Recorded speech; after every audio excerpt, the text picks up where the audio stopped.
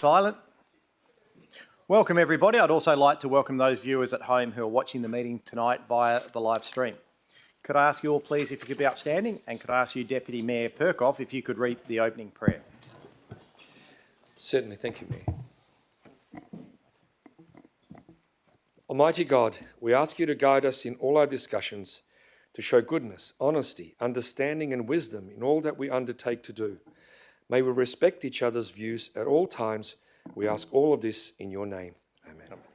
Councillor Olo, could you read the acknowledgement of country, please? Thank you. On behalf of elected members, we would like to acknowledge the traditional custodians of this land, the Whadjuk people of the Noongar Nation, on which this meeting is taking place, and show our respect for elders past, present and emerging. Thank you. And take your seats. Without prior approval, any recording of the meeting is prohibited. No action should be taken on any resolution of council prior to written advice from the city being received. Item 1 of the meeting is the official opening. So, ladies and gentlemen, I declare the council meeting of the 9th of June 2026 open at 6:30 p.m. Item 2, apologies. We haven't received any apologies for this evening. Mr. Silence, do you have any apologies? Not that I'm aware of, Mr. Mayor. Item 3, approved leave of absence. We have nil. Item 4, disclosure of interest. There were 5 disclosures of interest from the Committee and Resource Committee meeting last week. These are contained in tonight's agenda and also displayed on the screen behind me. Mr. Silence, do you have any other disclosures? Through you, Mr. Mayor, not that I'm aware of at this stage, but I believe there Councillors? may be some. Yeah. Councillors, do you have any disclosures you wish at the moment? No? Keep an eye on the agenda as we go. Item 5, petitions. Councillors, there is one verified petition to be tabled. Councillor Kristovich, I believe you have that, if you could read it. Thank you very much, Mr. Mayor. The following petition containing 472 verified signatures has been received by the city. We, the undersigned, do respectfully request that the council ensures that the property on the corner of Pingarup Lane and Westview Street, namely 158 Westview Street, Scarborough, remains as a public car park in perpetuity. This property is 1,386 square metres and currently the only parking available to businesses at Lot 162 Scarborough Beach Road. Without it, they are doomed to failure. One has already closed down. Furthermore, as it is partially fenced off, vehicles are already overflowing into adjacent car parks, causing headaches and loss of business at lots 164, 166 and 168. Thank you, Councillor. Are there any unverified petitions this evening, councillors? If not, could I have a mover and a seconder for that petition? Move Councillor Papard, seconder Councillor Olo. Just a show of hands to accept those. That is unanimous. Thanks, councillors. Item 6, responses to previous questions from members of the public take on notice. I have nil. We'll go on to item 7, public question time. We have got some listed. I have received one in writing. So the gentleman, Mr. Grimm, has asked me to read these out. So I'll read these out on his behalf. And they're for you, Mr. Johnson. So these councils are regarding Jakarta Lake. First question, is the state of Jakarta Lake improving or deteriorating?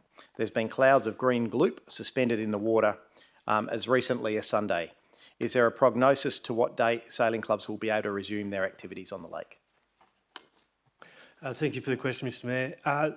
The testing that we have done recently has indicated that it has improved slightly.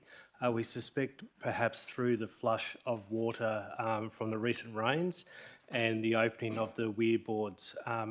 But in terms of the expected timeframes, we're hopeful of having a report to council before the summer season kicks in.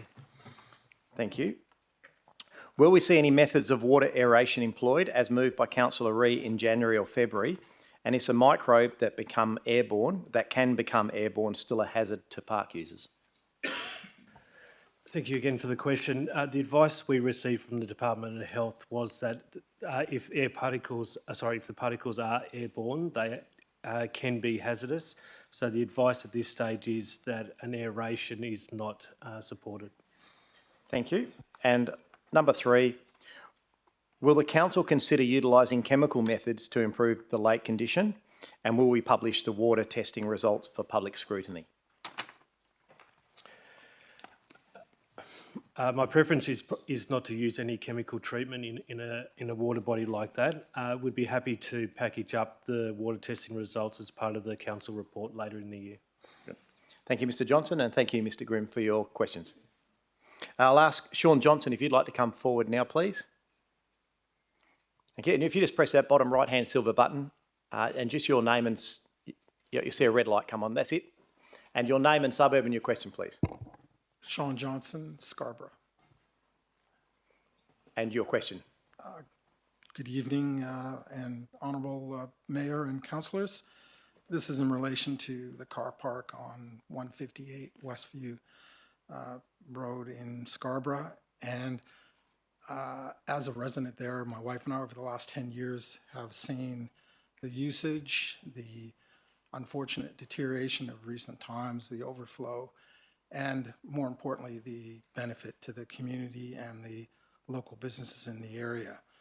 So my question to council is, what steps are being taken to ensure that asset stays within the community and more importantly benefits the local businesses, residents like ourselves, the community, visitors, and people who are using the area frequently? Thank you. Thank you for that question. Ms Hawkins. Thank you, Mr Mayor.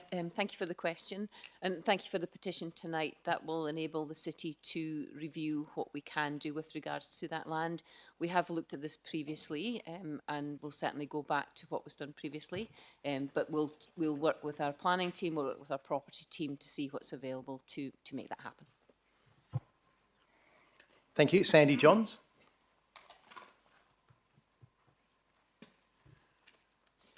Which button do I push? Oh, you don't have to press any there. Oh, okay. Yep. So if everyone just leaves it now until the very last one. That's it. Just say Sorry. just your name and suburb, please.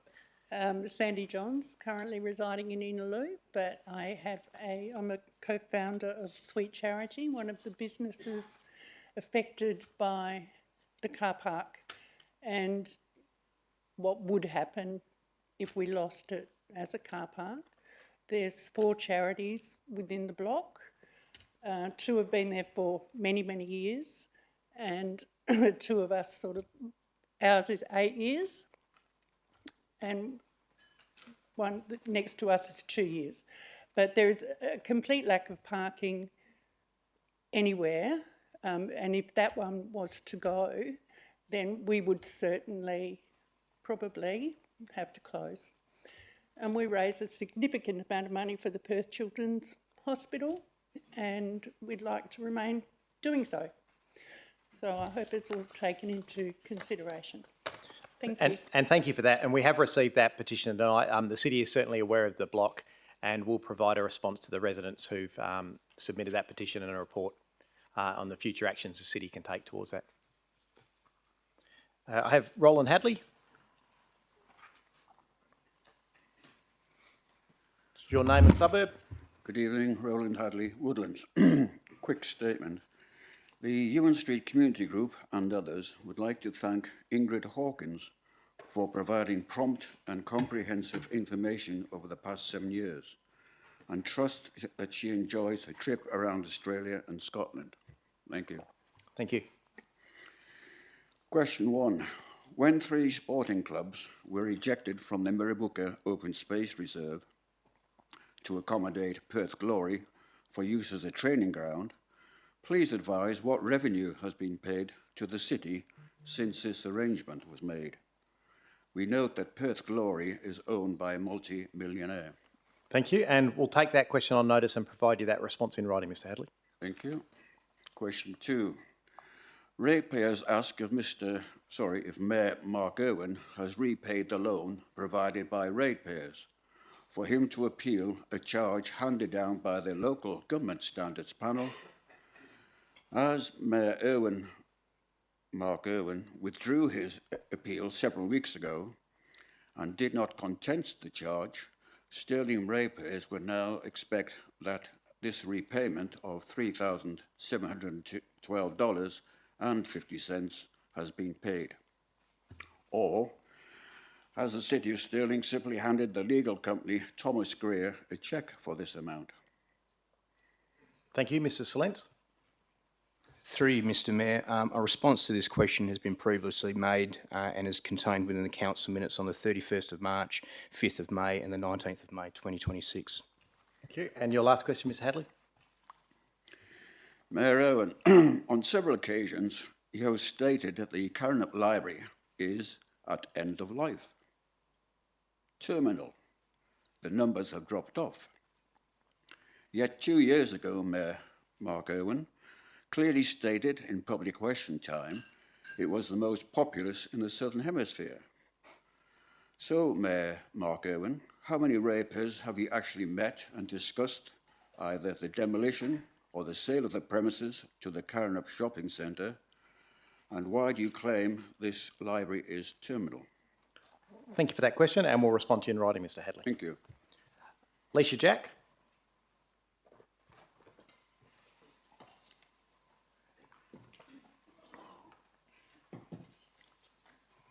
Thank you. Just your name and suburb. Good evening, Mr Mayor, councillors, staff and members of the public gallery. Mr Mayor, as you're probably aware, across the world and Australia, concerned local governments are working hard to increase tree canopy cover to protect citizens from dangerous rising temperatures. This requires high standards of arboricultural science and dedication from managers to achieve. Protection is better and cheaper than the cure when it comes to tree management. I'm very concerned about the tree management and arboricultural standards in the City of Stirling. If economies of scale are anything to go by, the City of Stirling should have the safest, healthiest and best arboricultural standards of all local governments in Australia. But I don't think this is the case. I didn't have to travel more than a kilometre from my house to find evidence of poor tree management that caused trees and branches to fail after this recent storm.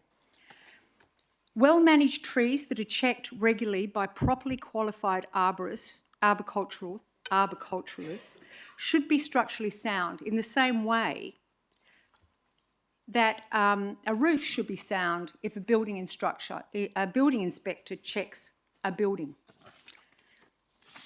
Along North Breach Road, 4 young trees had blown over. On close inspection, one was rotten. Can I ask if you've got a question? Yes, I have, but I'm only asking 2 questions, Mr Mayor, and there are very few people in the gallery. I just have to get you to a question. One was rotten and riddled with ants. Others appeared to be root-bound before planting, so they could never have developed a strong root system to withstand storms. Also, some of you may remember I came in here to a meeting and complained about trees on Clement Drive that had fallen on the fence of the Karrinyup Country Club.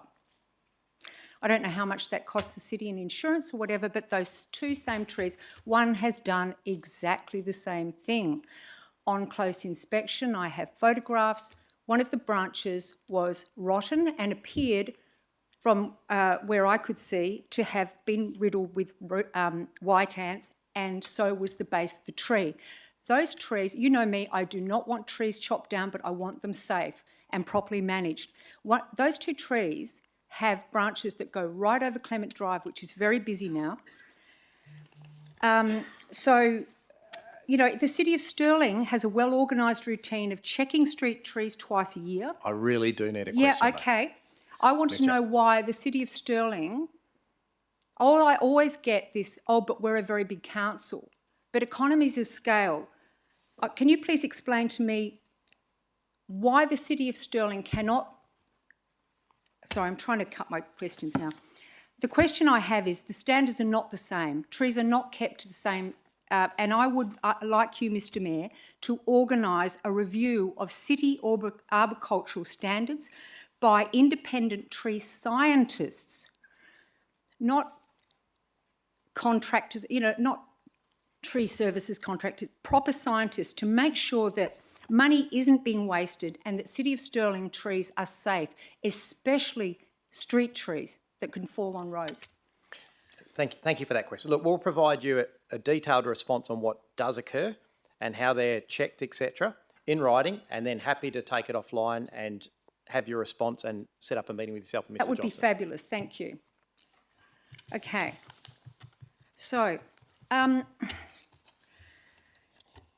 Mr Mayor, the City of Stirling is a very large municipality with a large population, diverse demographics and incomes. I'm becoming increasingly concerned that the council is not aware of the severity of the economic crisis that's coming. Canada has just declared recession. New Zealand did a while ago. Europe and the UK are in shocking state economically.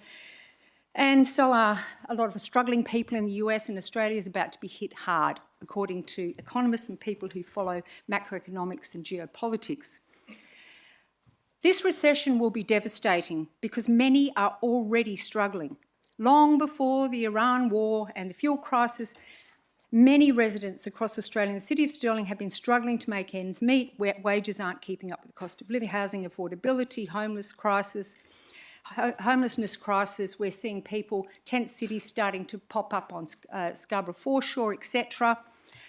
But rather than showing concern, rolling up sleeves, reducing unnecessary spending, announcing initiatives to help struggling families and people and deal with this crisis, you, Mr Mayor, and the CEO burnt a pile of jet fuel to go off to the beautiful city of San Francisco, to the magnificent Berkeley University, when there are, according to St George's Terrace senior executives, plenty of similar courses in Australia. And another thing that shows that this council is out of touch with what's coming in the economic crisis, some on this council are still fixated with the idea of building an outrageously expensive, completely unnecessary $20 million plus boardwalk from Scarborough Foreshore to South Creek. So, Ms Jack, does that come to a question? Yep. Mr Mayor, are you aware of the severity of the economic crisis that's about to hit the City of Stirling in Australia? And what plans does this very, very wealthy council have to help residents and communities to deal with this crisis? Thank you for that question, Ms Jack. Look, the macroeconomics and geopolitics you talk about is not necessarily a matter for this council, but we are certainly affected by any of those things that flow down through the economy. Affecting you, Mr Mayor. The City of Stirling is currently going through its budget cycle, and it's a matter for council to determine during the budget process. We remain the lowest rating council in Western Australia, and council will certainly take that into consideration as they go through the budget deliberations. Thank you, Mr Mayor. I hope you will.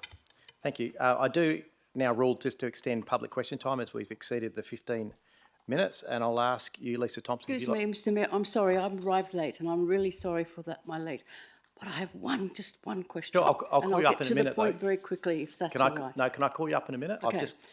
I live in Jundana. Sorry, yeah, can I just ask you to take a seat? I'll ask you up in a minute. Okay. It's just, I do have someone I've got on the list here, Lisa Thompson, if you'd like to come forward. Okay, guys, Mr. Hurry. Sorry. That's okay, that's absolutely fine. Thank you. Just your name and suburb? Thank you. Good evening, Mr Mayor, councillors, council executive staff and the public gallery. Mr Mayor, may I please draw your attention to a letter dated the 18th of May to yourself and councillors, which is undermining a recent unanimous decision by the councillors to investigate the installation of a new roadside guardrail along West Coast Highway and to widen the pedestrian bottleneck of the overpass at Bournemouth Parade in South Trigg. My question is, given you are away at the time of the vote, do you support this unanimous decision by your fellow councillors, and will you support them in working towards implementing this pedestrian upgrade? Please explain why or why not.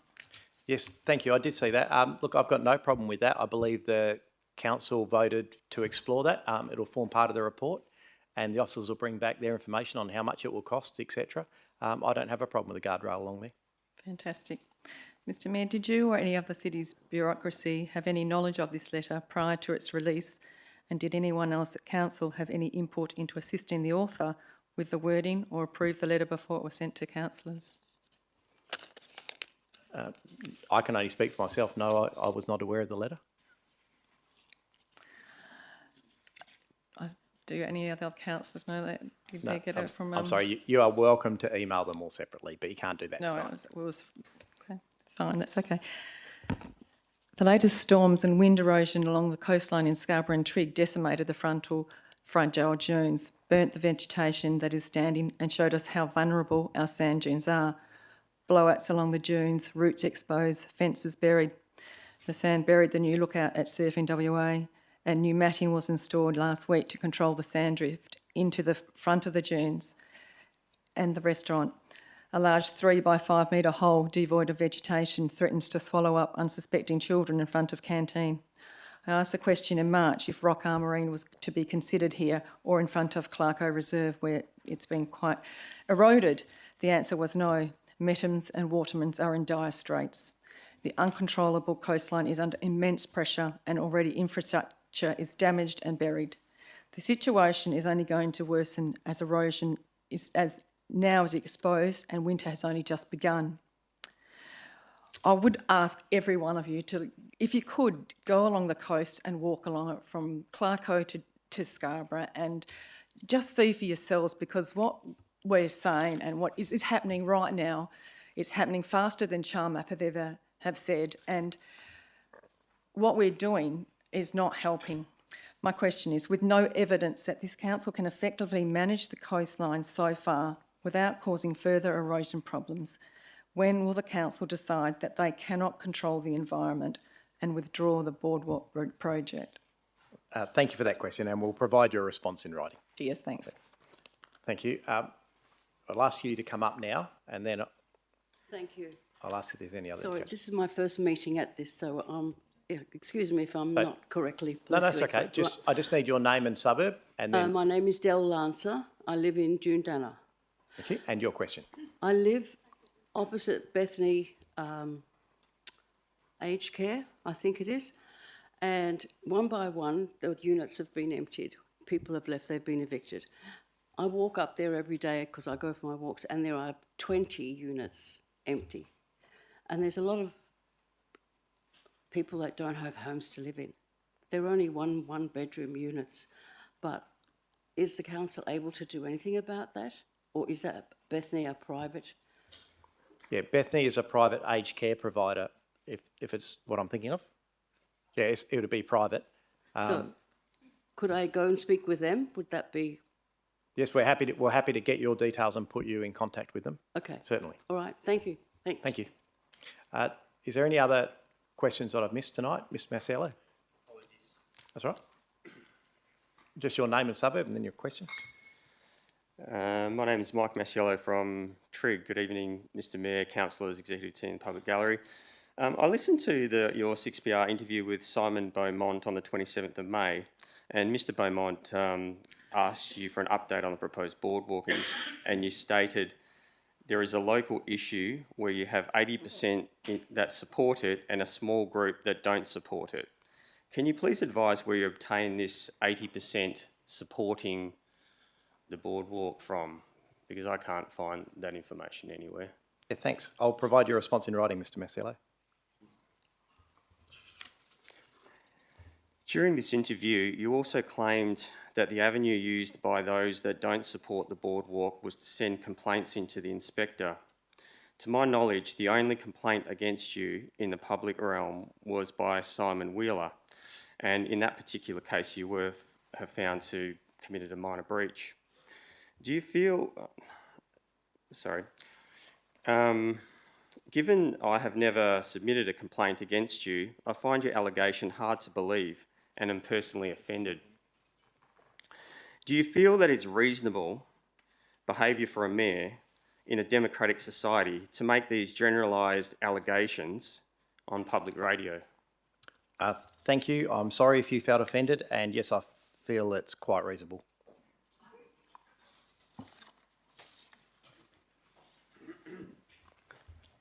Last question. The fact is the city's community consultation found 742 people opposed to the proposal. Further, to remind you, there was a near record petition lodged to council with over 1,700 signatures that opposed the boardwalk through the dunes in favour of alternative options. During the community consultation, the public weren't given any alternatives, and you will recall that 5 honourable councillors opposed the proposal and called for alternatives to be considered on that night. If you looked closely at the city's community consultation data, you would know that the largest majority of people who support the boardwalk, 38%, did so because of perceived safety concerns of walking next to West Coast Highway. To address this perceived safety issue, the council unanimously voted on May 5th to investigate strategies that could mitigate these perceived safety concerns for as little as $100,000 in the form of a guardrail. Please explain why you've used your position as mayor to make inaccurate and unsubstantiated allegations on public radio, as this could be deemed misleading and dismissive. Thank you, Mr. Masiello. I haven't. Thank you for your questions. Is there anyone else I've missed? If not, I thank you all for your questions, and I'll move on now to item 11, which is unresolved business. Sorry, I've jumped one. Sorry, I've jumped the whole two pages, I think. So we've got item 8, application for leave of absence. I have several requests in front of me. So I have Councillor Criado from 22nd of June to 26th of June. I have Councillor Ferrante from the 1st to the 29th of July. Councillor Perkoff from the 10th of July to the 9th of August. Councillor Criado from the 10th of August to the 15th of August. Are there any other councillors who are seeking leave of absence? If not, can I have a mover and a seconder to put those on record? Thank you. Move Councillor Giudice. Second to Councillor Olo. And just show of hands for those leave of absences, councillors. That's unanimous. Thank you. We'll go to item 9, which is confirmation of minutes. And can I have a mover and a seconder to accept the minutes of the council meeting held on the 19th of May, 2026? Move Councillor Criado. Second to Councillor Hatton. And just a show of hands to accept those minutes and get that done. Is that unanimous? Thank you, councillors. I now go to item 10, which is announcements by the presiding member.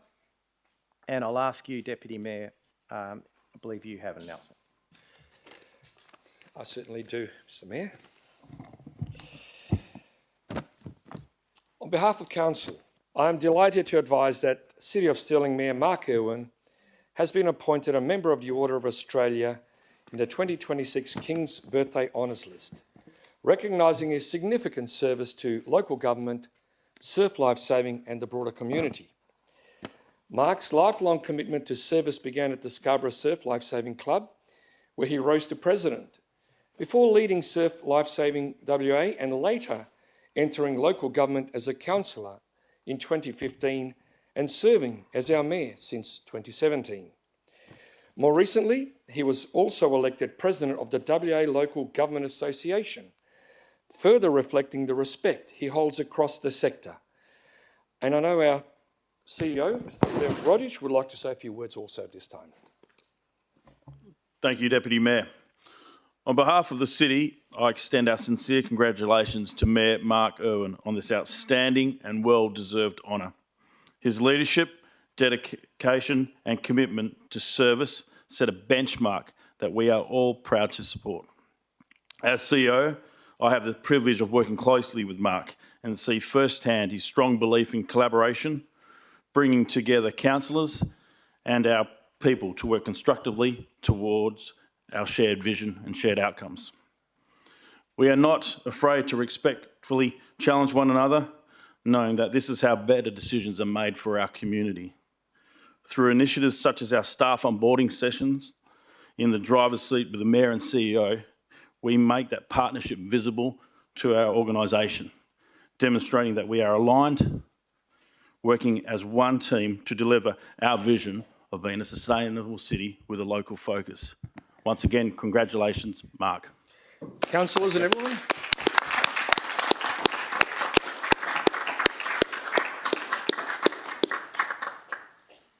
Thanks, guys. All right, I've got a couple of announcements myself. The first one of these is on the retirement of our Director of Corporate Services, Ingrid Hawkins. So I would like to take a moment now for us all to acknowledge and sincerely thank Ingrid, our Director of Corporate Services, who is retiring this week after 12, nearly 13, just shy of 13 years of outstanding service to the City of Stirling and our community. Since joining the City of Stirling in October 2013 as Manager of Finance, Ingrid has made a profound and lasting contribution to the City. She has served as Director of Corporate Services for 8 years, providing strong, calm and strategic leadership through periods of significant change and growth. In fact, I think she's the only person who's got Mr Hadley to say something nice at a council meeting. As the City's first female Director, Ingrid paved the way for future leaders and has been an inspiring role model across the organisation. Her leadership has been marked by professionalism, integrity and a genuine commitment to people. Throughout her tenure, Ingrid has overseen a range of key initiatives and milestones, including strengthening the City's approach to work health and safety, supporting the establishment of the Property and Commercial Services Business Unit, and contributing to the long-term sustainability of our people, our technology and our financial operations. Ingrid's legacy is one of thoughtful leadership, enduring impact and a deep care for the City and its people. Her contribution will be felt for many years to come. On behalf of Council, I extend our sincere gratitude to Ingrid for her dedication, professionalism and service to the City of Stirling. And most importantly, on behalf of all of us on Council, Ingrid, I just want to say a huge thank you for your warmth, and particularly the thing I'll remember you for is your kindness. You are genuinely one of the wonderful people who make this job pleasurable for all of us in the work that you do. So we thank you so much. We wish you every bit of happiness and success as you embark on your next chapter. Thanks, Ingrid. Yeah, stand up, Frank.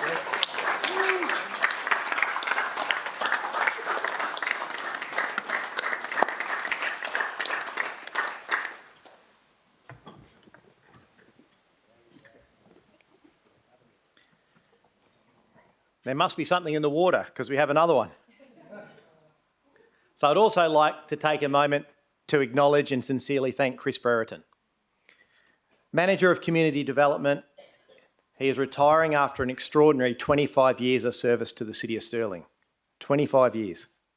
Throughout his tenure, Chris has been highly respected and a valued leader, recognised for strong commitment to people, to his steady leadership and his passion for building an inclusive community. His leadership of the Community Development Business Unit has played a very significant role in shaping the City's approach to community wellbeing and social cohesion, leaving such a positive and lasting impact on our organisation and the wider community. Chris has been instrumental in delivering people-focused initiatives that have strengthened connections across our community and supported thousands of residents. His work has consistently reflected a deep understanding of the importance of inclusion, participation and belonging. Again, personally, Chris, on behalf of Council, not only your work in doing that stuff that we don't see with the community, I often refer to you as the heart of the city, but probably the biggest telling legacy you will leave is the impact you've had on the staff and your team. And I know I've seen that through the impact you've left on them and the way they've reacted to your leaving. I think we're going to have to be wrapping our arms around a lot of people for a little while as they really will miss you and that warmth that you bring. So again, Chris, we thank you so much for your dedication and leadership and your service, and we wish you every bit of happiness in your future as well. Thanks, Chris.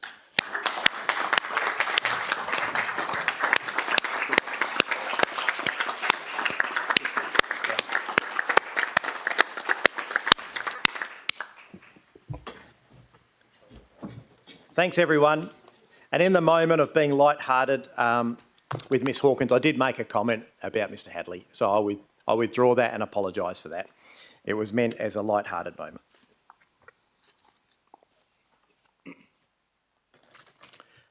Unresolved business from meetings, I have at item 11 and item 12, reports and recommendations from committees.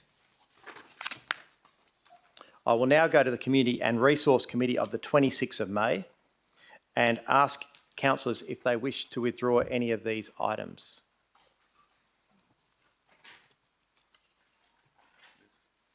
Councillor Ree?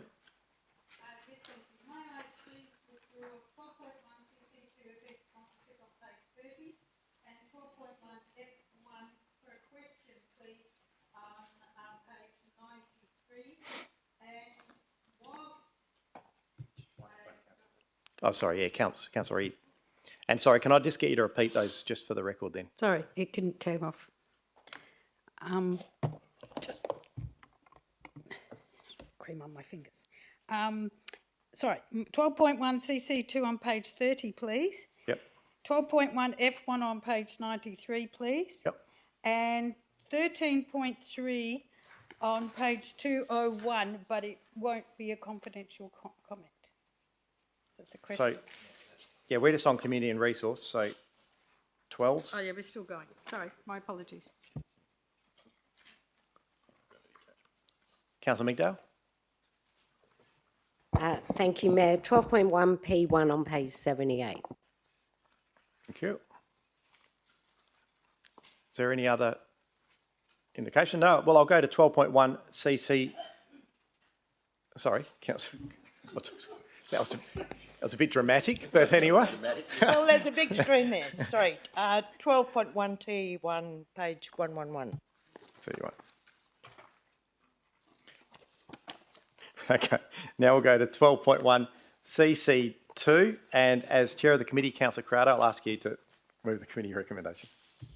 So I would like to move the committee's recommendation. Thank you. Is there a seconder for the committee recommendation on page 30? Thank you, Councillor Ferranti. Is there anyone opposed? Councillor Ree. Over to you, Councillor Crowder. There were a number of questions asked at committee, and I have nothing further to add. Thank you. Thank you. Councillor Ferranti. Thank you, Mr Mayor. The same, a number of questions and discussions. Councillor Ree. Thank you. Yes, it was an interesting discussion at committee with a variety of comments, and I thank the officers for the comments in writing afterwards based on the question. I'm still concerned in this day and age of how we spend our money, and preferably across the city, which doesn't seem to be the case. I just also think that which I did make the comment about the bowls funding and trying to get the bowling clubs up to scratch, which we did talk about at length at different... That's not related to this item though, Councillor. Well, it does say Bowls Australian Milestone Adjustment $10,000 funding. I believe it's on the agenda. Yeah, but this is about event sponsorship. It's not about infrastructure building spend. Well, if I could finish. All of these clubs, whether they want money for holding an event or doing an event, need a premises. Is that not correct? So this is what we're looking at. We're looking at where Councillor, they want a sponsorship. we're talking about approving a grant process for event sponsorship. We are, and they can't do it on the side of the wall. They have to have a place. That's my comment about some of the bowling clubs, which have already made comment beforehand. With regard to the some of the grants that we've looked at for consideration, I know that we weren't going to sit there and sponsor certain events that were in private clubs. I'm very happy to see that we're now doing that, because I think that's a good step forward for our community. So that's good with the Adriatic Club. I just can't agree with the way we're spending money on these, especially when some of them don't add up, in my opinion. We did discuss it. People had different views around the room. But I'd just like to reinforce the fact that I don't think it's fair across the city, and I don't think it's fair across the people who are applying the way we're doing the matrix. And yes, we'll probably never get one that will suit everyone, but I'd just like to make that again clear. Thank you. Is anyone else who'd like to speak on this item? If not, Councillor Corrado, would you like to close?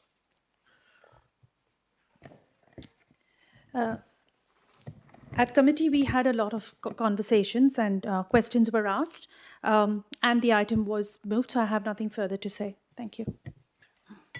Thank you, and that is closed. So I will go now to the vote on item 12.1 CC2.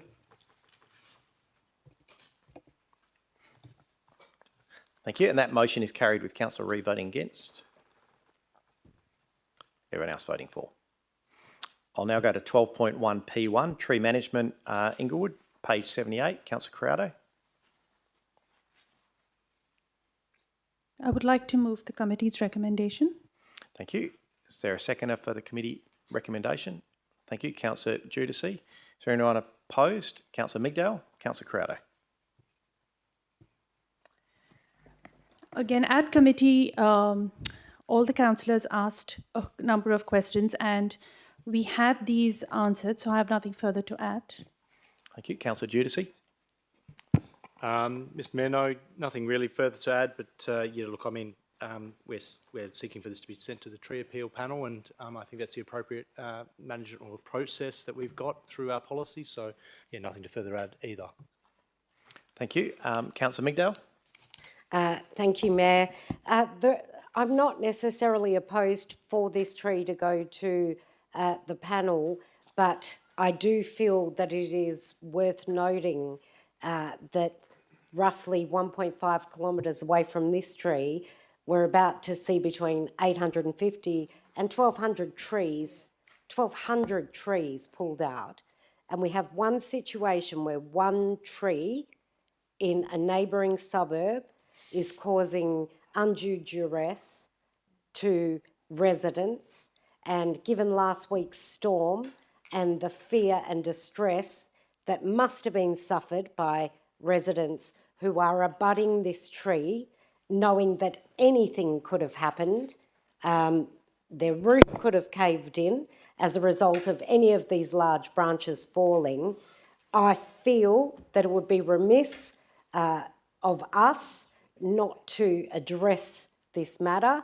I take it very seriously. This is health and safety of our residents, and between now and the process that we have set out by council going through a panel, etc., there may well be another storm.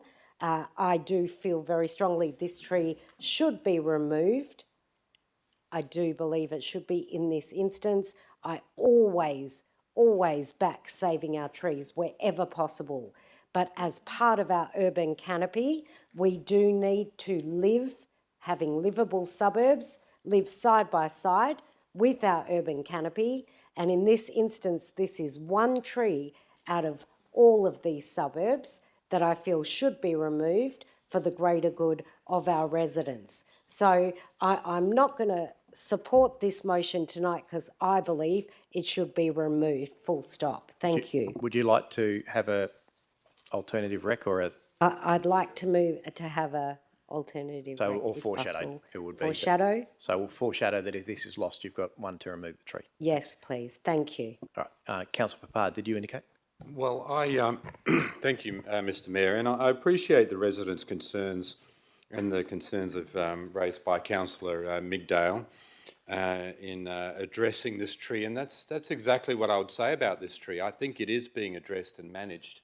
During the last few weeks, I spent some time looking at this, and I sought the advice of a tree surgeon, somebody who looked at the detail, Benjamin Irons, and he has many years' experience, and he too spent some time looking at the detail. So Mr Irons feels strongly that, in fact, as long as it is well managed, this tree, if it's well managed, then it can be structurally sound for many years to come, even through some of the strongest storms. And we know from recent times, city officers have been there 5 times. So if this tree were to go on the basis of the evidence, then there may be, I guess, unnecessary cases, unnecessary cause to look at and consider other trees, hundreds of other trees in the area and all around the City of Stirling, which would be an exorbitant impost on our budget and perhaps our tree canopy. So if we were to look at one tree, then we were going to have to look at so many more. So they're my 2 bits. Thank you, Mr Mayor. Thank you. Is there anyone else? Councillor Christovich? Thank you very much. I just got a question. Obviously, we've just gone through a severe storm. I just wanted to ask the officers a question. How much damage was caused to this tree as a result of this storm, and how does that compare to other trees that were damaged around the city? Mr Johnson. Through you, Mr Mayor. I'm not aware of any customer requests specifically on this tree to pick up any debris. However, I have seen a photo of a couple of branches that has been sent to a councillor, but I can't confirm whether that was part of the storm or not. Councillors, is there anyone else? Councillor Iron? Thank you, Mr. Mayor. I have a question regarding the value of this tree. In a report dated November 2025, the value of the tree was $42,000. On another, on the CCR agenda, I think on page 80, the value was dropped almost $15,000, and in the brackets, it was written April 2026. I want to know what is the value of the tree in June, today, as an example. So the Halliwell value, is it? Thank Mr. you. Johnson? Through you, Mr. Mayor, the value will be of the latest report. There was a differing view between the two arborists on two specific elements. One was the duration of the visual amenity. One arborist said that it had a duration of 40 to 100 years. Another arborist said that it had a duration of 100 plus years. And then the relationship to the setting, one scored it as just suitable and one scored it as fairly suitable. And so that's why there's a difference. But the latest Halliwell value is $27,700. Happy, Councillor? It is a little bit confusing. Can you explain us more, please? How do you calculate this value, please? Thank you. Mr. Johnson?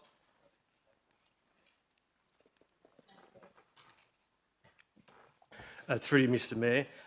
The Halliwell calculation is based on a formula that was UK originated, and then it's been modified to the Australian context. There are six factors that are considered, and one is size, the expected duration of the visual amenity, the importance of the position in the landscape. For this tree, it's the only large tree in its streetscape. The presence of other trees, the relationship to the setting and its form. And an assessment is done by an arborist based on that. And it is slightly subjective, but there is a formula that sits behind the scoring. Thank you. Councillor Hatton? Thank you, Mr. Mayor. Are we in debate, Mr. Mayor? Yep. Oh, well, yeah, Yep. we are. Yep. Well, I really don't want to debate long. I do want to make some statements because I have debated trees for the last several years, and I've debated old growth trees growing there, owned by city on verges that have got to formed a mature structure, and they're hanging over houses. I've debated strongly for years that that is unsafe. Sorry, I can't categorically say it's unsafe because I'm not a tree arborist or doctor, but it creates mental anxiety and fear to the families that are living beneath these large mature branches that are going across their roofs. And I have given examples of kids having to be removed from their bedrooms at the front of a house for years because council has refused on the data they have to reduce the canopy of those large mature trees based on the evidence they have. I'm very happy it's gone to the tree panel, which was brought and introduced into the last updated tree policy that we did about 15 to 18 months ago, I think it was. And the tree panel is going to be tested on this one. All councillors, I think, have debated on this particular John Street tree, which I've been out and had a look at. I am very keen to see what happens with the tree panel. I have been advocating for years, even when I was a state member of parliament, because people came to me with fear and anguish about their verge trees. I've been advocating for tree reduction, canopy reduction. I don't necessarily think this tree should be removed. I'm a tree lover like everyone else, but tree reduction so that you don't have large, mature branches hanging over your dwellings is what I'm interested in. And I think the city needs to understand that what is the word management? What does management mean? Well, management could and should, in my opinion... Can I just ask you, Councillor, to keep on topic? Okay. Management should... I'll be clear in my statement here. So the committee has already recommended that it's been referred to the tree panel, but as the debate, and I've said this before to council, as the debate goes around, and we've now I've got everyone on the list, just about every councillor wants to speak, we're starting to talk about what the results of the tree panel are going to come back as. I think let's just keep on the motion. You want to refer it to a tree panel. I respect that and I agree with you, yes. I do agree that we refer it to tree panel, but we look at the word management and consider the well-being of residents, and we consider reducing the canopy, not necessarily getting rid of the tree unless it's deemed that way. Thank you. Thank you. Councillor Thornton. Yes, Mr Mayor, there's just a few points I'd like to highlight with regard to this Councillor Hatton, can I just get your mic off? One of them is that we've got to remember this tree has been independently assessed and it's been found sound. The tree has been recently tested in the severe weather storm that we had, and no major branches were dropped. I did a drive-by after the storm. Size alone shouldn't be considered a defect, okay? We don't have... Point of clarification, just What's your point of on the recent storm, branches had fallen into the yard. Well, what's the definition of large? Thanks, Because there were Councillor. large 20-metre branches. Thanks, Councillor Migdale. Councillor Thornton is she's allowed to do this debate, I think. And we've got to remember that we voted and support our tree panel. And our tree panel is there to provide independent expert review. And we don't want to bypass that process because it undermines the very governance and framework of our council that we have established. Lastly, I believe this recommendation sets a dangerous precedent for other tall trees that we have in our city. So we have to ensure that this goes through the correct, proper channels and it's assessed according to evidence-based and not fear and phobia of tall trees. Thank you. I'm wondering, there's probably a word for that. No, very good. Councillor Perkoff. It's a hard act to follow. Thank you. Mr Mayor, I do have a saying which I've used for many years, and I'll tell you in a moment why. It's called the right tree in the right place. This tree is no longer really in the right place. Why do I know this? And just before we go to branches and branches falling, they don't just drop branches in stormy weather, these trees, these widowmakers, gigantus, whatever we call them. They drop it during drought conditions and so on, and they drop massive branches. How do I know? We've got about 12 of those around our property in Wanneroo, and I wouldn't want to wish this upon anyone, but I'm very happy that this is going to the tree appeal panel. What I would look forward to, if I may, Mr Mayor, is that somehow gradually something else is planted on that verge, something more appropriate, and little by little that this tree is sort of, I don't know, just managed back to something manageable. If it needs to be removed, well, we'll leave that to the experts on our tree panel. Thank you. Councillor Ree. Thank you. It's a very popular yes, tree, this one. Well, I could raise lots of others if you Yeah, just want me to just pick on one tree. Start with this one. No, I could. Quite capable.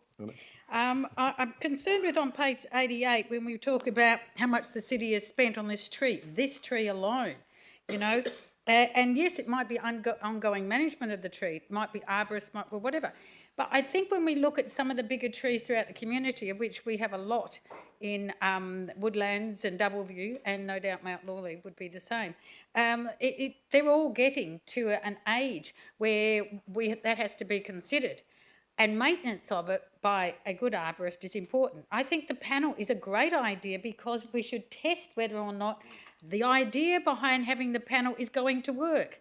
If we find that it's not going to be evidence-based, if we find that it's not necessarily what anybody wants, but it's considered just someone's opinion, then that can be considered too. But I think the staff as well, going around and round in circles and doing all these reports, I think they would welcome it as well, having an arbitrator. I mean, that's half the reason we got advisory panels to start with in the City of Stirling many years ago, was to actually assist the staff and the councillors with expert advice. So to me, I think this is a no-brainer to sit there and support this. And there are a lot of trees, and I'm quite happy to raise every tree that is, as Councillor Midgale said, even though it's not in here, a widowmaker in my area, to just add to it. And I'd like to just apologise too. I wanted to withdraw 12.1 GFV1, please, too. Sorry, my apologies. Thank you. Is anyone else? If not, I'll go to Councillor Crowder to close debate. Thank you, councillors, for expressing your views and passion about trees, and we all agree that the city wants to retain its tree canopy. However, 18 months ago, we did review and pass the tree policy. One of the actions in that is to have an independent tree panel, which will give this council a report based on its expertise, and we should be following due process. So I will like to go with the committee's recommendation, and I have nothing further to add. Thank you. Thank you. And with that, I'll put this one to the vote that the council refers the tree to the tree appeal panel. There's too many peels in there. And noting that there is a foreshadowed to cut it down. So.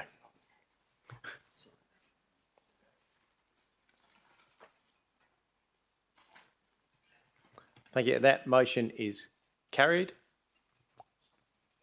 with Councillor Migdal and Papard voting against, all other councillors voting for.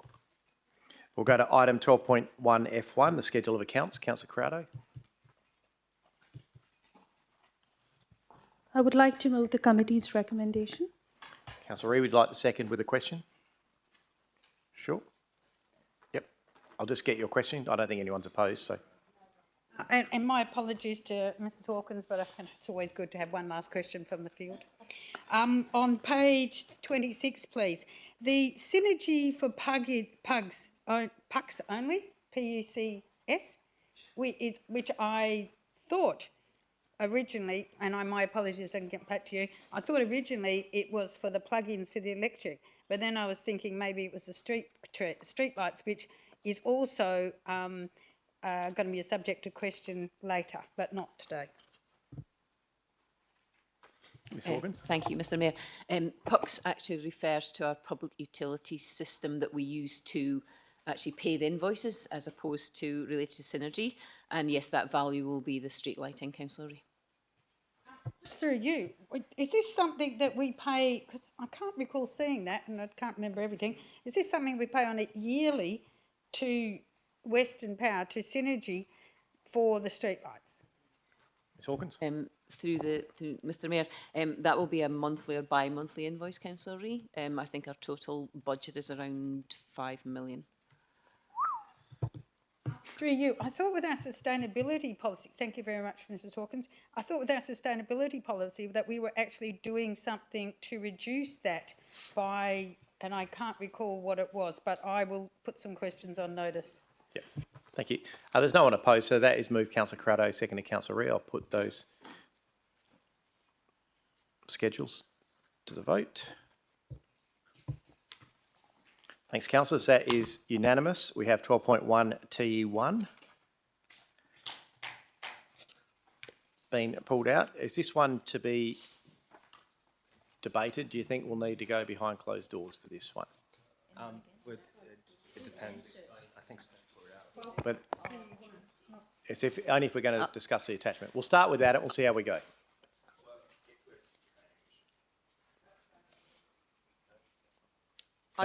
So it's not that easy. We can't just go behind closed doors because it's a public You can leave it till the end. So let's see how we go. So let's start with you, Councillor Corrado, as chair of the committee.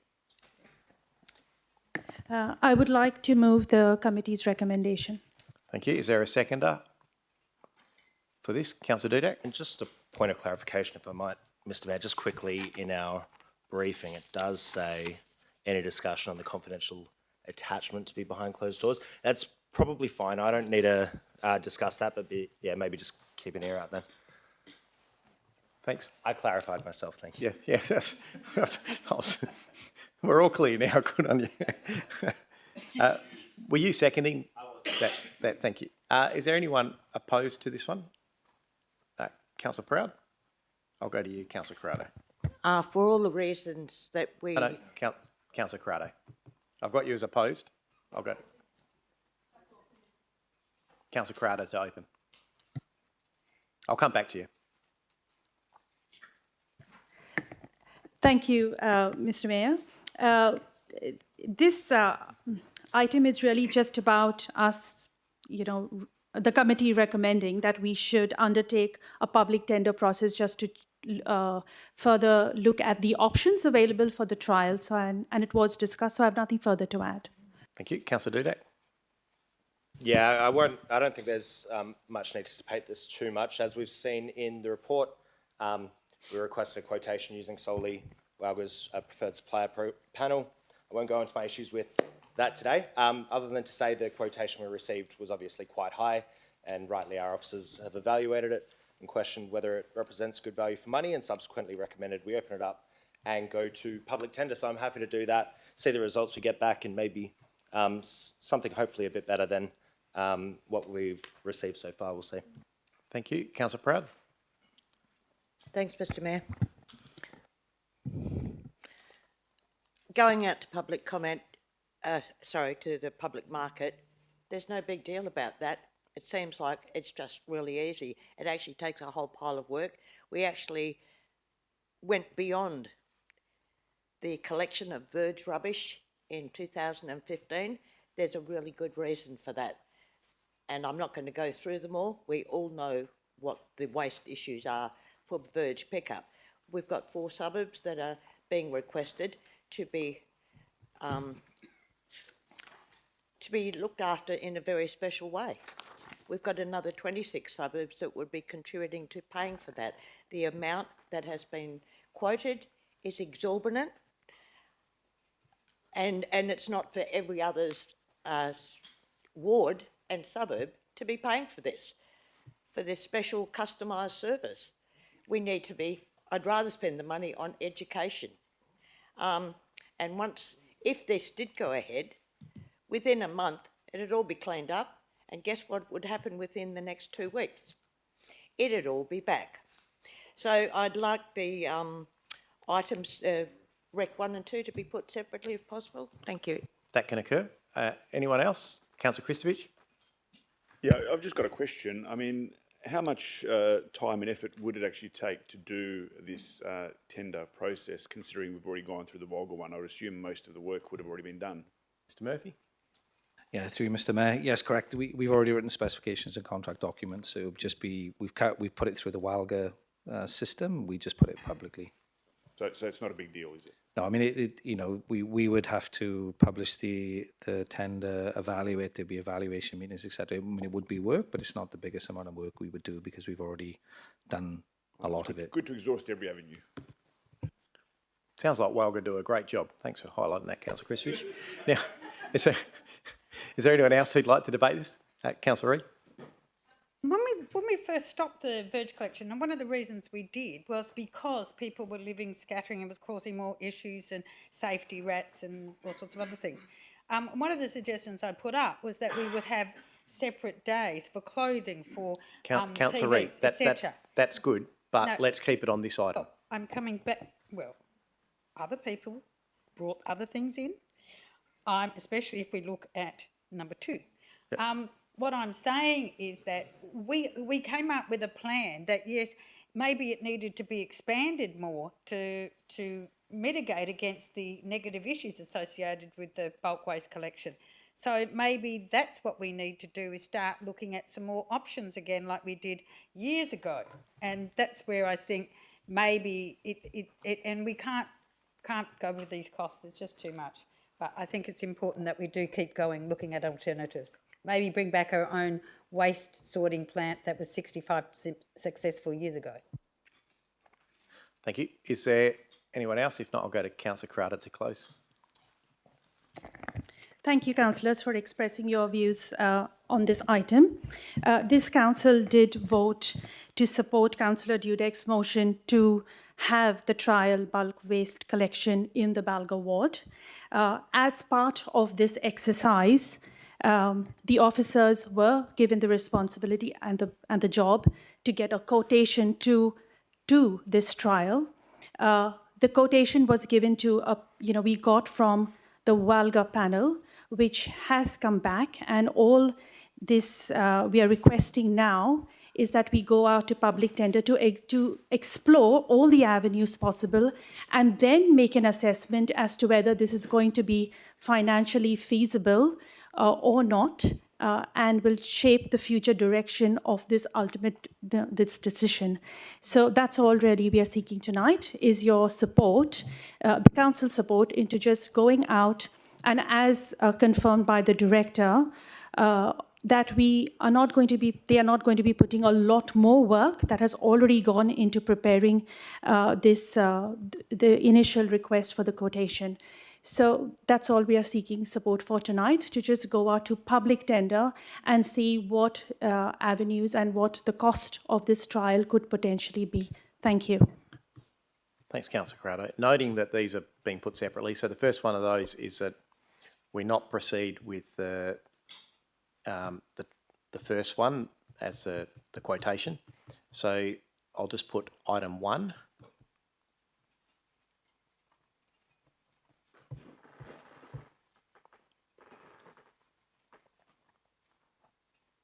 That's unanimous. Thanks, councillors. And the second one is that the city undertakes a public tender process. So I will now put number 2 to the vote. Just wait a sec.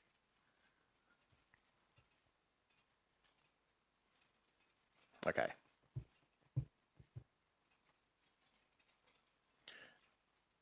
And that motion is carried with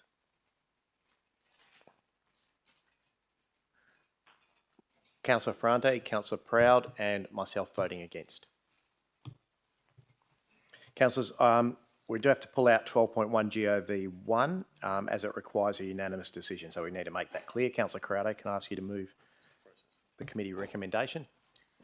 Yes, I move the committee's recommendation on.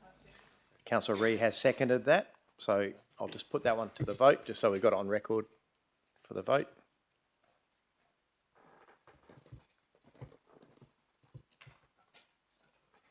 That is unanimous. Thank you, councillors. I will now go to you, Councillor Crowdo, for the balance of reports from the Community and Resource Committee.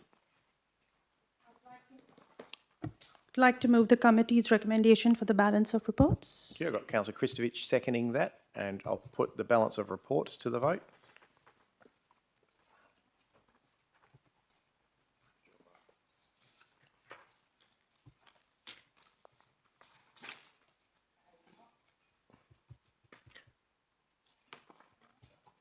Just do a show of hands for the balance of reports, councillors. Thanks, that's unanimous. So there's members of the gallery remaining. And anyone watching at home, please note that the rest of those committee recommendations from Community Resource have been adopted by exception resolution. We'll now go to reports for consideration in accordance 4.24, so item 13. And we'll go to 13.1, which is the City Electric Vehicle Charges, page 181, Councillor Ferrante. Yeah, thank you, Mr Mayor. I'll move the officer's recommendation, just to flag that at least they'll be doing some advertising to try and lift up the public charges and utilising them a bit better and making them more visible at this stage, and I'll look forward to bringing another motion at a later date. Oh, can't wait. Councillor Ree is seconding that. Is anyone opposed? If not, we'll put that. Oh, just a question. Yeah, Councillor Giudice. Thank you, Mr Mayor. Just very quickly through you, I was just sort of inquiring around the how difficult will it be for our charges that we do have in the staff car park to be made available in the future if it was in support of the item, but is it actually practically that hard, and could they actually be used right now outside of staff hours? Mr Murphy? Oh, sorry, Mr Kelly. Thanks for the question through you, Mr Mayor. It's primarily a change to the software that we can program in the hours that it's available and not available. I guess the challenging thing would be communicating with the public that when they are available and when they're not available, because we've had issues with staff parking their cars overnight on a Saturday and getting in the way of the market. So that's, you know, it's one thing to I guess, get in the way of staff vehicles during the week, but it's that the market probably has less tolerance for errant vehicles parked overnights. If I can follow up with a question, seeing as we're doing that. One, look, it's something that happens around the city, Mr Kellick, but because of the nature of public vehicle charges being in a public car parking bay, is there any way we can ascertain if the low percentage of use of those charges is the fact that people park their cars there all day and just charge them for 2 hours and leave their cars parked there for the other 6? Through you, Mr Mayor. I'd have to take that one on notice. I know we can track the charging time, which is what the utilisation rates were based on, but perhaps we would need to do some observations on whether the car perhaps is charging for 2 hours and parking for 4 hours. Yeah, thanks. All right, so it's no one opposed to this. We'll put it to the vote.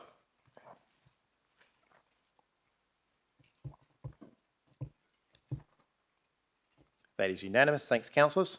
Item 13.2, the tender for electrical maintenance services. Is there a mover of a motion for this one? Councillor Giudice? Happy to move that motion? Yep, that's right. Councillor Hatton, you're happy to second. Is there anyone opposed? If not, I'll put that one to the vote.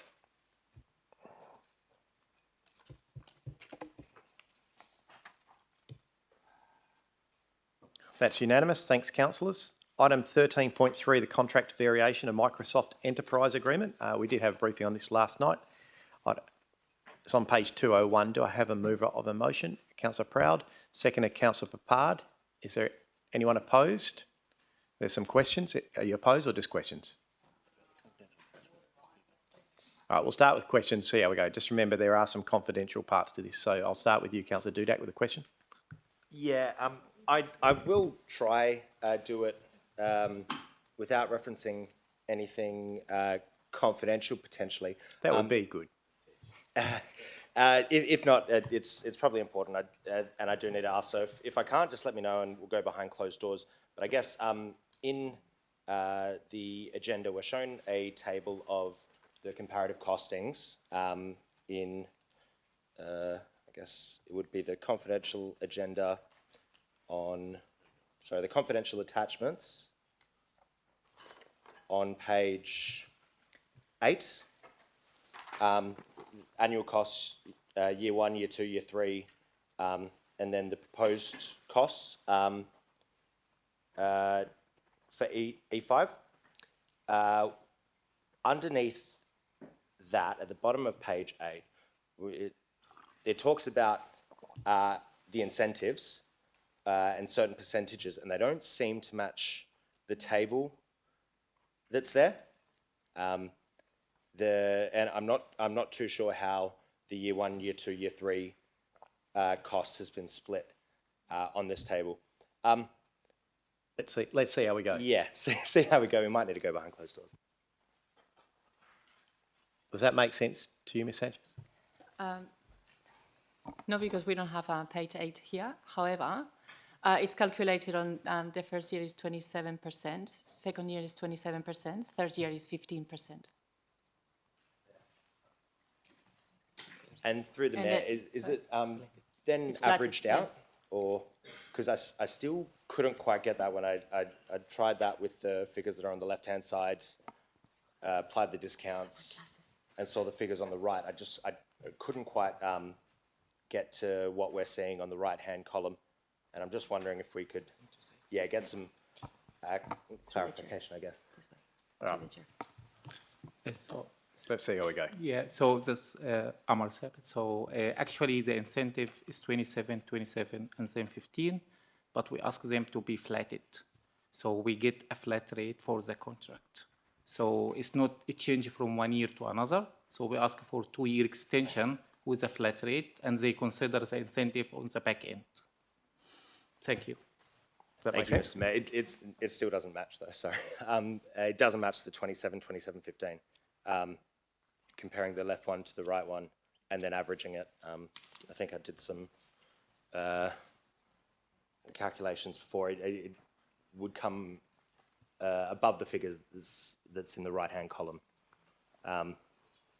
So if we're looking at the right-hand column, I actually think it works out as a larger discount, but we should probably clarify. I guess my question is, Councillor Dudak, to you first.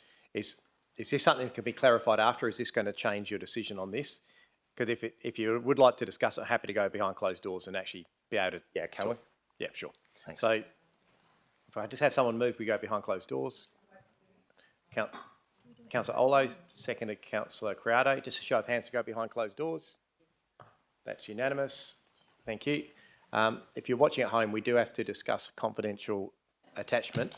So you'll be switched off shortly if you haven't already been. And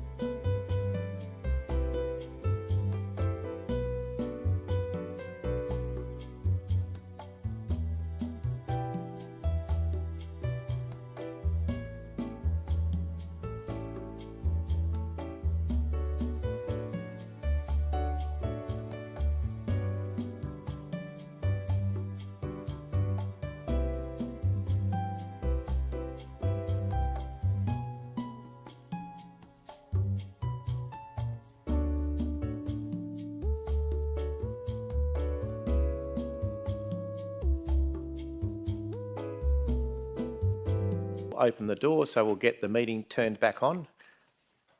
Thanks for your patience, those viewers at home. Do we just check outside to see if there is anyone?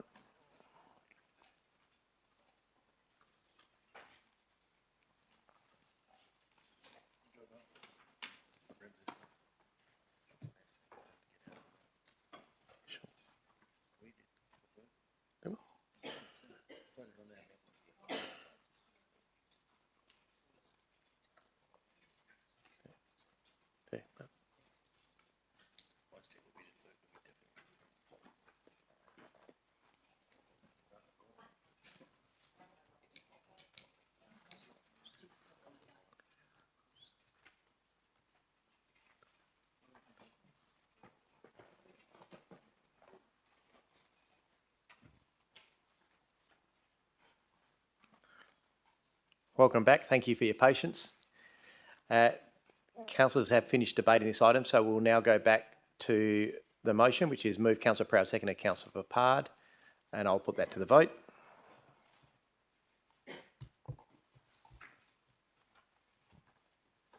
That is unanimous. Thank you, councillors. Thank you. We'll go on to item 13.4. Conference request.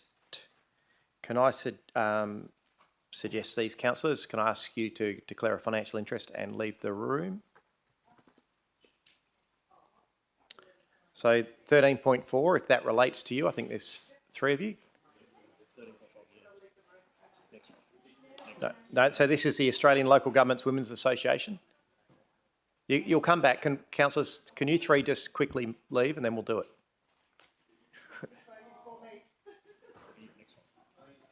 Yeah, it's not how it works.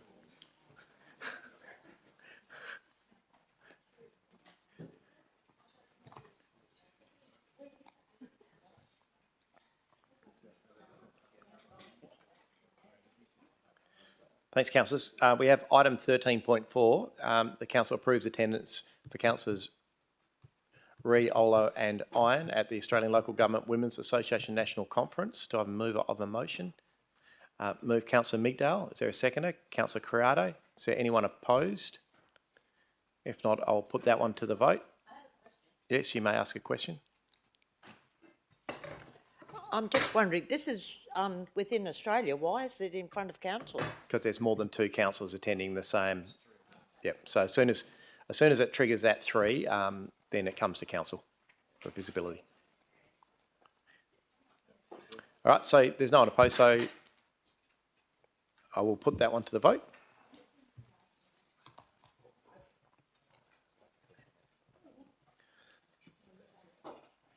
Thanks, councillors. That is unanimous. Okay. So now I'll ask you, Councillor Migdale, if you'd like to tag out. Actually, with your indulgence, I'm going to wait for the others to come back and I am going to seek to withdraw my application. Okay. Yeah, you're welcome to. So. Ooh.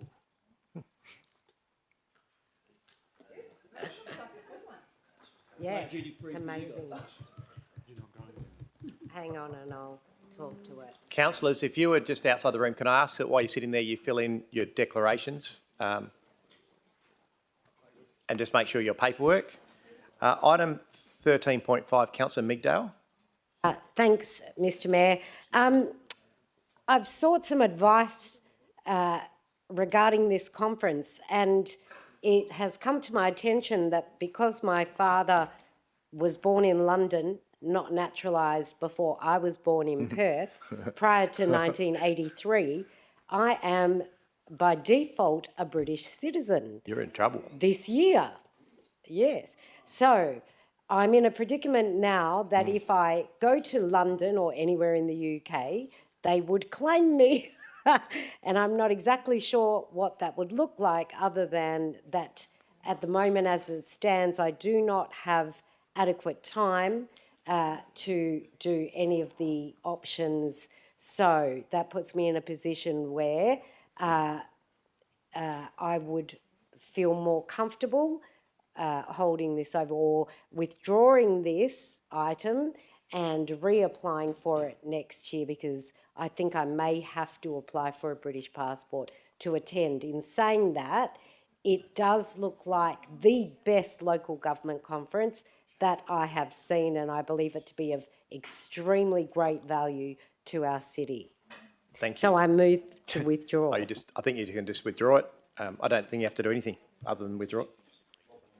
Yeah, no, we don't need seconders or anything. So, councillors, thanks. Councillors, we're still in meeting. Thanks, everyone. Yep, so we agreed to withdraw that. I'll move on to item 14, notice of motions for consideration. We'll go to item 14.1, proposed, excuse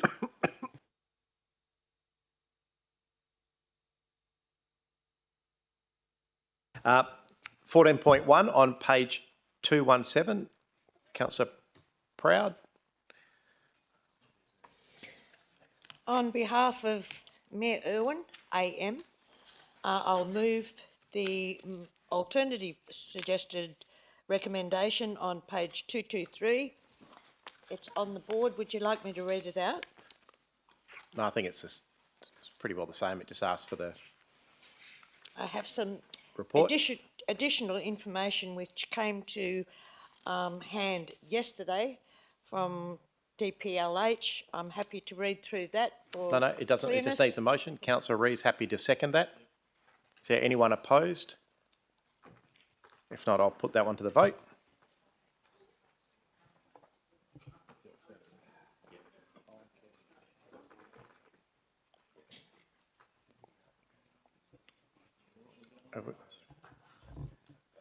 Councillors, can I just have a show of hands for that one? Thanks. That's unanimous. Thank you, councillor. Councillors, item 14.2, proposed notice of motion. Councillor Daniela Iron, page 225. There is an alt rec in there on page 227 as well. Which one would you like to move, councillor? So just stand up and let me know which one you'd like to move, councillor. Just, Yes, I would like to move. yeah, which one? So there's your original or the alternative recommendation? Suggested. The suggested one just puts a time frame on it. Yes, a time frame, yes. So the time frame, but suggested maybe alternative. not 4 months, maybe we need more, maybe we need 6 months or something like this. Yes, it's just for the report to come back. Yeah, okay. Thanks. Yeah. Councillor Rees, happy to second that. Is anyone opposed? If not,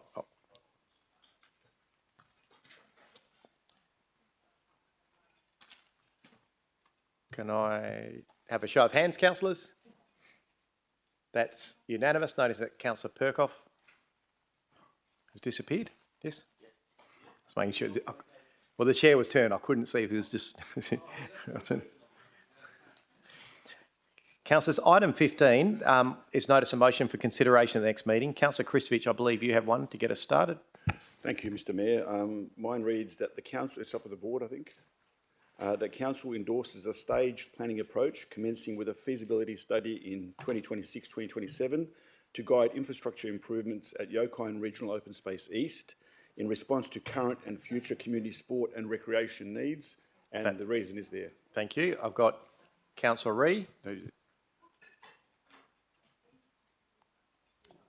we are. The city undertakes a review of traffic and road safety issues at the intersection of Pearson Street and Rosewood Avenue in Woodland. Councillor Olo, Councillor Migdale, please. Just including potential options and engineering solutions, and the findings of the review be presented to the Community and Resource Committee meeting to be held the 27th of October 2026, and the reasons as suggested. good motion, councillor. Councillor Proud. That the Mayor and the CEO engage with the Department of Water and Environmental Regulation to facilitate discussions and support the works applications lodged by the Mindarie Regional Council to ensure that the landfill is closed in line with environmental best practice and its mandated final profile. Thanks, councillor. The councillors, are there any other notice of motions? Councillor Migdale.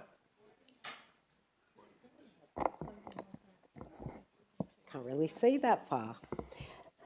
That a report be presented to the Community and Resources Committee meeting to be held Tuesday the 24th of November 2026, outlining a program to pair up local artists with property owners across the City of Stirling who would like to have artwork on their external public-facing property. And the reason for this is public art implementation across the city has its challenges, and this could potentially assist with the installation and activation in our city's neighbourhood centres and beyond, creating vibrancy and a sense of place. Thanks, councillor. Are there any other notice of motions? Councillor Giudice. Thank you, Mr Mayor. There's a bit of a change there. I think it's that the Mayor writes to the local member for Maylands, Mr Dan Bull, MLA, seeking state government support in funding the improvements. I'm not sure, that's a bit different to what I'm looking at, but it should be to improve pedestrian safety at key intersections surrounding Inglewood Primary School. Thanks. If you can just pass your wording on to governance. Yes. Yep, we'll put it on. Somehow misplaced it. Is there any other notice of motions? Busy period coming up for the officers by the look of it. Mr Roddy says that's enough. I'll go on to item 16, which is question by members which due notice has been given. I have nil. I have new business of an urgent nature. Nil. 18 matters behind closed doors. I have one. So I'll go behind closed doors. Oh.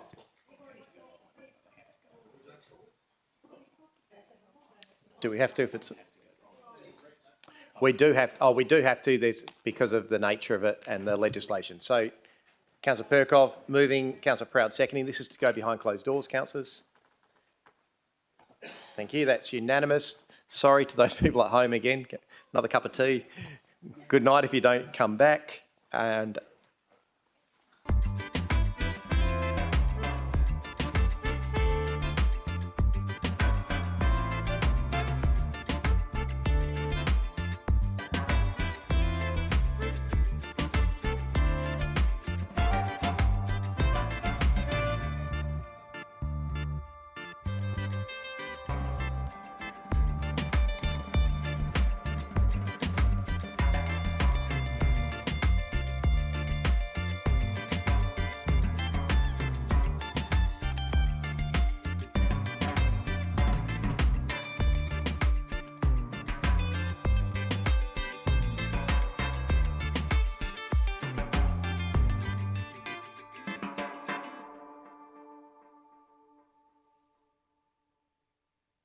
it's unanimous, so we'll open those doors. Welcome back. If you're now back on the live stream, we've had a vote to support that one. We need to read the resolution, I believe. Is there...